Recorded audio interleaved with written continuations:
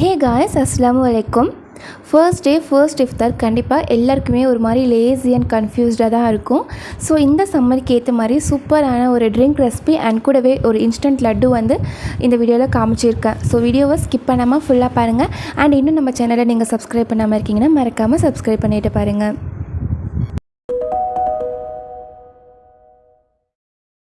First வந்து custard சர்பத் வந்து பண்ணிடலாம். அதுக்கு நான் ஒரு ஸ்பூன் அளவுக்கு சப்ஜா சீட்ஸ், ஒரு ஸ்பூன் அளவுக்கு பாதாம் பிசின் பவுடர் வந்து நான் ஊற வச்சுருக்கேன். ஆக்சுவலி நமக்கு பாதாம் பிசின் வந்து இந்த மாதிரி தான் கடைகளில் கிடைக்கும்.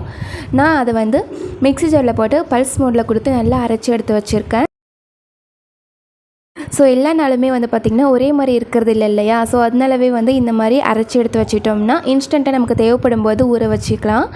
பிகாஸ் நமக்கு வந்து கல் மாதிரி இருக்கும்போது ஊற வைக்கிறதுக்கு கிட்டத்தட்ட 3-4 மணி நேரம் பக்கம் எடுத்துக்கும். பட் இந்த மாதிரின்னு பார்த்திங்கன்னா சப்ஜா சீட்ஸ் ஊறத்துக்கு முன்னாடியே நம்ம பாதாம் பிசின் அழகாக வந்து ஊறி ரெடியாக இருக்காங்க.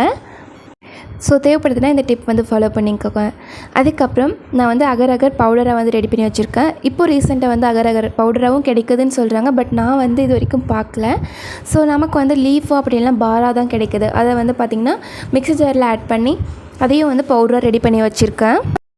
ஆக்சுவலி இது வந்து 5-10 நிமிஷம் வரைக்கும் மெல்ட் ஆகிறதுக்கு எடுத்துக்கும். பட் அந்த டைம் கூட நம்ம சேவ் பண்ணுறதுக்கு இப்படி எடுத்து அரைச்சி வச்சிட்டோம்னா ஜஸ்ட் 3 மினிட்ஸ்லேயே வந்து சூப்பராக மெல்ட் ஆகி வந்துடும். இது எல்லாமே வந்து பார்த்திங்கன்னா நம்மளுடைய ரம்ஜானுடைய ப்ரிப்ரேஷன் வீடியோ போட்டிருந்தோம் இல்லையா? ஸோ அதிலே ஷேர் பண்ணியிருக்கேன்.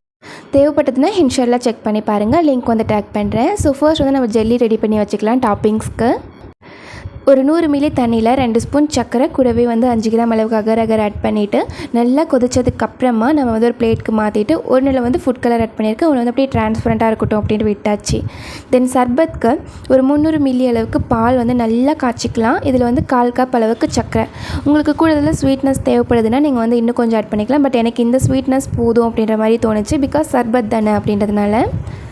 தென் இதோட மெயின் இன்க்ரீடியன்ட் வந்து பார்த்திங்கன்னா கஸ்டர்ட். ஒரு 1/2 ஸ்பூன் அளவுக்கு கஸ்டர்ட் வந்து ஆட் பண்ணிவிட்டு நல்லா தண்ணி போட்டு லிக்யூடாக வந்து கரைச்சி எடுத்து வச்சுக்கோங்க. ஸோ இந்த அளவுக்கு கஸ்டர்ட் பவுடர் ஆட் பண்ணாவே போதும். இதுக்கு அதிகமாக நீங்கள் ஆட் பண்ணிங்கன்னா அது வந்து ஒரு மாதிரி திக்காக ஃபுலுடா மாதிரி ஆகிடும். ஸோ அதனால் நல்லா கொதித்த பாலில் இப்போ வந்து நம்மளுடைய கஸ்டர்ட் கலவை இருக்குது இல்லையா? ஸோ அதை ஆட் பண்ணிக்கலாம். ஆட் பண்ணிவிட்டு கலந்து கொடுத்துட்டே இருந்திங்கன்னா ஒரு 2 மினிட்ஸில் கொஞ்சம் பால் வந்து திக்காக மாறும். அப்போது வந்து ஸ்டவ் ஆஃப் பண்ணிவிட்டு எடுத்து கம்ப்ளீட்டாக ஆற விட்டுக்கலாம். ஆற விட்டதுக்கப்புறமா ஃப்ரிட்ஜில் வந்து வச்சுடுங்க. ஒரு 2 மணி நேரம் கழித்து நீங்கள் எடுத்து வந்து பார்த்திங்கன்னா நல்லா சில்லாக இருக்கும் பால். கூடவே நம்மளுடைய ஜெல்லியும் வந்து ரெடி ஆகிடுச்சு. இப்போ இதை வந்து கட் பண்ணி எடுத்துக்கலாம். தென் அப்புறம் என்ன சர்வ் பண்ண வேண்டியது தான். ஸோ ஐஸ் க்யூப்ஸ் கூடவே சப்ஜா சீட்ஸ், பாதாம் பிசின், தென் நம்மளுடைய ஜெல்லிஸ் ஆட் பண்ணிவிட்டு அதுக்கப்புறம் நம்ம சில் பண்ணி வச்சுருக்க நம்மளுடைய கஸ்டர்ட் மில்க் ஆட் பண்ணிக்கலாம்.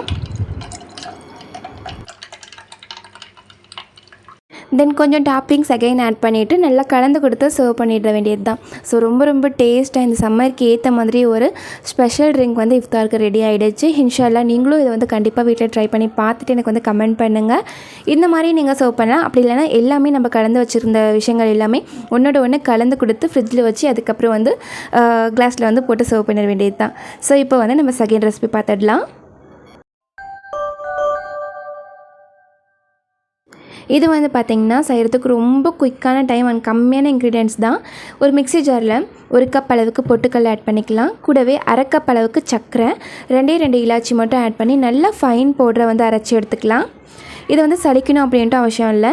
தென் ஒரு கடாயில் 1 ஸ்பூன் அளவுக்கு நெய் ஆட் பண்ணிக்கோங்க. தென் அதை நல்லா உருகினதுக்கப்புறமா ஸ்டவ் ஆஃப் பண்ணிவிட்டு நம்ம வந்து அரைச்சி வச்சுருந்தோம் இல்லையா பவுடர், ஸோ அதை வந்து இதோட ஆட் பண்ணிக்கலாம்.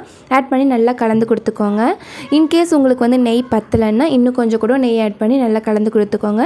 நான் வந்து 1 ஸ்பூன் அளவுக்கு பூஸ்ட் வந்து எக்ஸ்ட்ரா ஆட் பண்ணியிருக்கேன். இது வந்து கம்ப்ளீட்லி ஆப்ஷனல். தேவைப்படுதுன்னா ஆட் பண்ணிக்கோங்க. டேஸ்ட் வந்து கொஞ்சம் என்ஹான்ஸ் பண்ணுற மாதிரி இருக்கும், அவ்வளோதான். தென் சூட்டோடவே இந்த மாதிரி லட்டூஸாக ரெடி பண்ணி மேலே டாப்பிங்க்கு பொட்டுக்கல்ல வந்து வச்சுருக்கேன். ஸோ வாயில் வச்சோடனே சூப்பராக கரையிற ஒரு ஸ்நாக்ஸ். இது வந்து நீங்கள் ஸ்டோர் பண்ணுறதா இருந்தால் ஃப்ரிட்ஜில் மட்டும் ஸ்டோர் பண்ணி எடுத்து வச்சுக்கோங்க. ஸோ அவ்வளோதான், நம்மளுடைய இன்ஸ்டன்ட் லட்டு ரெடி ஆகிடுச்சு.